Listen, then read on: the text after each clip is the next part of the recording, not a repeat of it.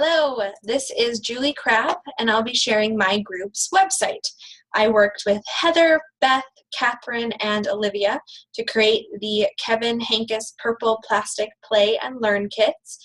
These are basically early literacy materials that are stored in large storage containers that can be checked out by local preschool and daycare centers. They include books, music, toys, games, as well as craft and art supplies and other extension activities. So we wanted to create a website where these local daycare and preschool centers could get on to learn about our kits, how to use them, as well as some other early literacy information we thought was important. I'm going to share my screen. Before we get to our website, I wanted to show you some of our inspiration. So when we first decided we wanted to do some kind of early literacy kit, we looked to see what other people were doing. One great one I was aware of was the State Library of Kansas. And they have these great activity kits. The large ones are stored at the Northwest Kansas Library System.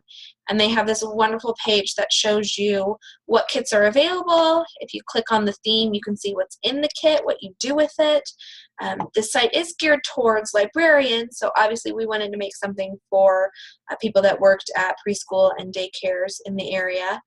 This was kind of a place we started, and then when we got to making the website, I found the Ready to Read Resource Center, which are reading kits that can be borrowed by Alaskan residents. And they have a wonderful FAQ that we definitely stole their idea and used that on our site. So kind of informed not only what we included on the website, but also our collection policy addendum in general. So we'll hop over to our page. Here it is. I used Wix to create our site. It was something I was comfortable using. I did all the visual elements you'll see here, but as a group we split up all the text and they all sent it to me and I put it on here and then we edited as a team. Starting with our homepage, we have a really nice brief intro that was written by Beth. It links out to some other parts of our site just to kind of jumpstart navigation. And we thought this was a great place to thank our donor. And then we also have our footer saying this is not a real site, and also links to our references. Go to our next tab. This is our About the Kits. Catherine wrote this intro. It mimics a lot of what we see on the home page, but it does provide a link to our collection policy addendum. We thought this was important to include because Madison Public Library has a great user-friendly collection policy on their website, so we wanted to include ours as well. But then we also wanted to summarize our addendum with the FAQs like we saw at Anchorage. Olivia wrote most all of this for us, and it is a great navigable place to go. So you could say, I wonder what kits they have, and just click right on it and be taken down to the answer. If this were a real collection, these would probably link to a catalog, a record, and there'd be a lot more information for each about what's inside it. But as it's not real, it doesn't do that. We also talk about what's inside. We link to some other parts of the website. We also include a quick start guide, which Beth made for us. The State Library of Kansas has this, so we created one too.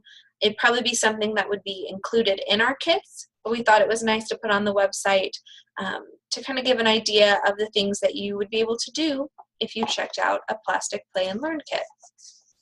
So that is our FAQ page, which does link to our sample kit, but you can access it at the top as well. This is just all the items that are in one particular kit. We chose our zoo animal kit because it's one we worked on as a group. So here's all of the books and music, puppets, shakers, games, and our crafts. And we give little clues to things that you might need if you wanted to make the craft in this kit. And that is that. We also have a page for early literacy info, which Heather made for us. She found all these great websites that we thought would be important to early literacy providers. We highlight 4 at the top and then include more here. And then finally, a contact page. Again, if this were a real site, it might not have this. It might just use the library's contact information. But that is our site. We think we met our goal of being an easy to navigate site, nice and clean and simple. We look forward to getting your comments, in the discussion. Please give us your questions. We'd love to know what you think. Thanks.